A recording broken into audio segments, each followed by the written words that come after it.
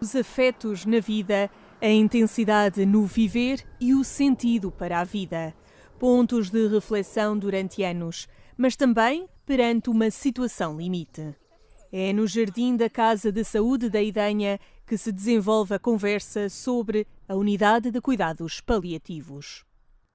Quando o sintoma físico está controlado, nós podemos intervir, nomeadamente nas áreas comunicacionais, na área da relação interpessoal, na área do sentido de vida e da esperança, da espiritualidade, ou seja, há aqui toda uma, diria, se calhar, multifunção, que no fundo só uma equipa interdisciplinar nos consegue ajudar nesta resposta multifacetada que de facto é preconizada em cuidados paliativos, para que possamos intervir não na doença, porque isso é muito pouco, não é? Mas intervir na pessoa. A pessoa no centro de intervenção, com a limitação da doença, mas com todos os desejos, expectativas e sonhos que pode ter. A intervenção dos cuidados paliativos não é só aí, quando já não há os fármacos ou uma intervenção mais farmacológica para a diminuição do sofrimento físico, não é? A intervenção em cuidados paliativos começa muito antes. Começa por falarmos das coisas com o doente, com a família, por percebermos as suas expectativas, não é? Que sonhos é que tem esta pessoa. Eu só consigo ajudar aquela pessoa a perceber o quanto é importante ou o quanto foi importante na vida, e isso muitas vezes na proximidade da morte vem outra vez ao de cima, não é? A pessoa sentir-se bem com ela própria e perceber que construiu uma história, que deixa um legado à sua família, às pessoas que lhe são queridas. Tudo isto dá sentido à vida, mas para fazermos isso, efetivamente nós temos que abordar a pessoa e não se centrar apenas numa componente física, ou no mal-estar, ou no sofrimento físico. É muito mais. A nossa intervenção tem que ser muito mais dignificadora e muito mais ampla. Os cuidados paliativos são vistos pela maioria como um serviço onde se vai morrer. A religiosa aponta que doentes e familiares não têm acesso à informação.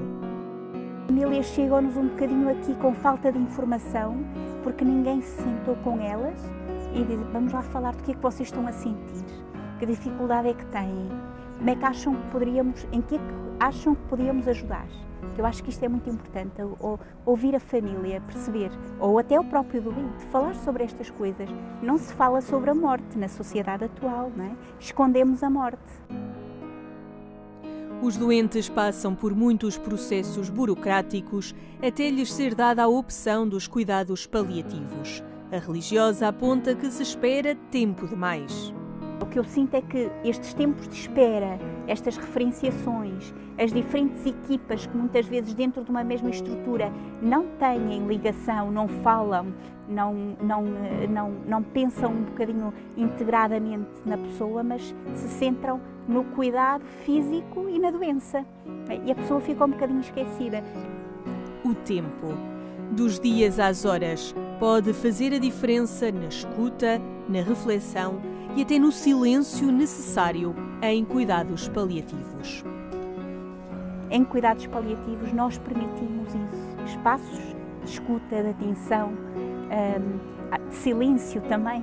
Muitas vezes num contexto hospitalar não é possível, isto é óbvio, somos todos pressionados com o ter que cuidar de determinados doentes e determinadas necessidades em determinado tempo, tudo a correr, como já sabemos, não é? E depois a pessoa fica ali um bocadinho, se calhar, para segundo plano.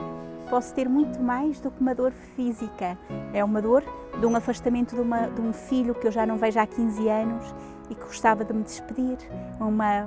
A alegria de se sentir perdoado, a alegria de se sentir em paz consigo próprio. Isto tem que haver tempo para fazermos isso e muitas vezes não existe.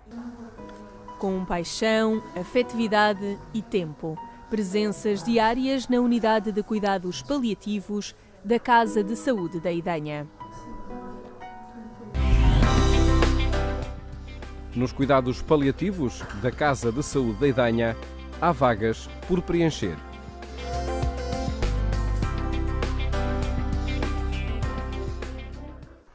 Das 10 camas contratualizadas pelo Serviço Nacional de Saúde, 5 encontram-se vazias neste serviço de cuidados paliativos. É algo que lamentamos bastante. Somos uma unidade que pertence ao Serviço Nacional de Saúde, apesar de estarmos integrados num instituto, mas que tem uma contratualização com o Sistema Nacional de Saúde. Temos 10 camas, é o Serviço de Portugal, e ficamos muito tristes. Aliás, estamos num quarto vazio, como pode verificar. São quartos humildes, numa casa humilde, mas que dá o melhor que a ciência tem em relação à medicina paliativa. O médico deste serviço aponta ainda que os doentes ali chegam tarde. Chegam-nos doentes com muita raiva contra o sistema, contra a própria doença que têm. Chegam-nos doentes muito desesperados, doentes embotados, doentes desmoralizados. Há muito sofrimento. Neste caso, uma angústia mais definitiva, que é da terminalidade. Sabem que têm doenças incuráveis e querem, no fundo, transitar pela vida o melhor possível. Gostariam de ter tempo para tomar algumas medidas, despedir-se de quem amam, fazer alguns projetos ou deixar escritos para o futuro, mas chegam em estadios muito avançados e é isso que nós lamentamos. Temos quartos vagos, provavelmente estes quartos estão, de certa forma, notificados, alguém há de vir para aqui se chegar a tempo. Também a falta de visão da medicina paliativa como uma parceira pode ser uma das razões que dificulta o processo de atribuição destes cuidados.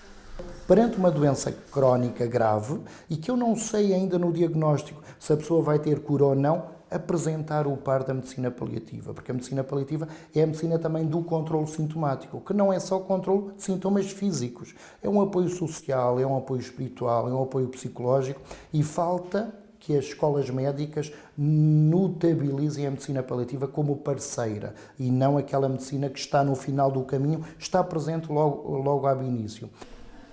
O médico destaca ainda que a família tem de ser encarada como parte da solução. Neste tipo de internamentos, nós somos apenas uma parte da solução. Parte da solução é também a família. E nós dizemos que a família faz connosco uma aliança terapêutica, porque nós não trazemos a história de vida do outro. E é isso que é mágico na existência, não é? É criar afetos, criar pontos de conexão. Nós conectamos-nos ao outro, mas não somos a solução para o outro. Precisamos de famílias que tragam todo o contexto histórico e o mundo dos valores do outro e fazemos uma aliança terapêutica em que o outro é, sem dúvida, a figura essencial. A família em aliança terapêutica com os profissionais de cuidados paliativos. O caminho para melhorar a qualidade de vida perante uma doença incurável. Na unidade de cuidados paliativos há um livro especial que dá alento aos profissionais.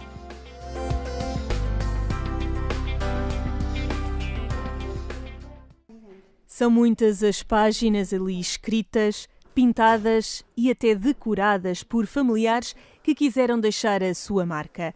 A enfermeira-chefe deste serviço dá a conhecer.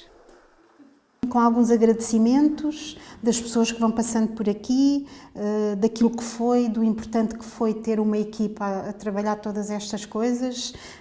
Acho que posso partilhar. Temos aqui alguém que dizia: venho por este meio agradecer imenso todo o cuidado prestado ao meu irmão. Toda a equipa foi excepcional, tanto no trato como no cuidado, tanto dos doentes como dos seus familiares. Um bem-aja do fundo do meu coração. Temos aqui outro testemunho. Com certeza é Deus que abençoa tão amorosa e digna profissão. Foram horas incansáveis de dedicação, de carinho, de atenção que dispensaram à nossa princesa.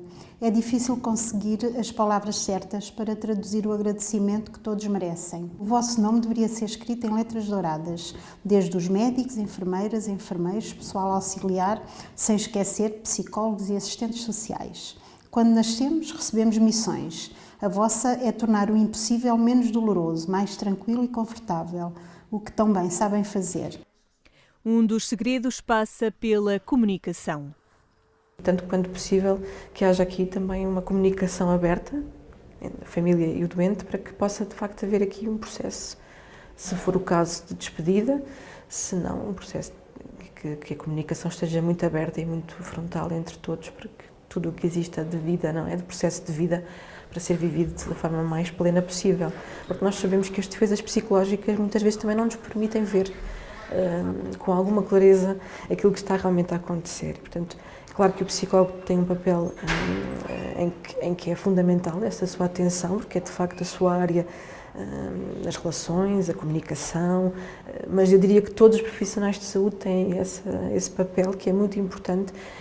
A forma como se comunica desde o início num processo de doença faz toda a diferença na adaptação psicológica do doente e da família. Os cuidados paliativos também é isto. Às vezes, pouco tempo para dar sentido à vida e olhar a pessoa. Aqui é mesmo dar o que podemos, controlar o sofrimento físico e disponibilizar-nos para aquilo que as pessoas precisarem, até no futuro, depois de saírem daqui, as famílias, se nos quiserem procurar. E os agradecimentos chegam também pelas redes sociais. Vi a minha mãe renascer nesta casa. Imobilizada numa cama, via voltar a ter apetite, a pintar, a fazer crochê, a ter tanta vontade de viver.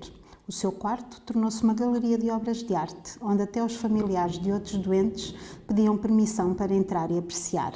Não imaginam o seu orgulho. Escrevo isto com lágrimas a escorrer por me lembrar da amabilidade, do carinho, da humanidade com que todos os funcionários, desde auxiliares, enfermeiros e médicos, tratavam a minha mãe.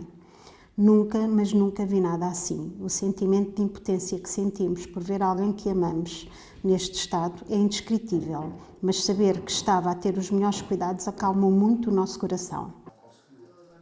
Estes agradecimentos compensam o dia-a-dia dos profissionais daquela casa. Dar qualidade de vida, possibilitar uma comunicação terapêutica e envolver a família. Realidades da Unidade de Cuidados Paliativos da Casa de Saúde da Idenha, em Sintra.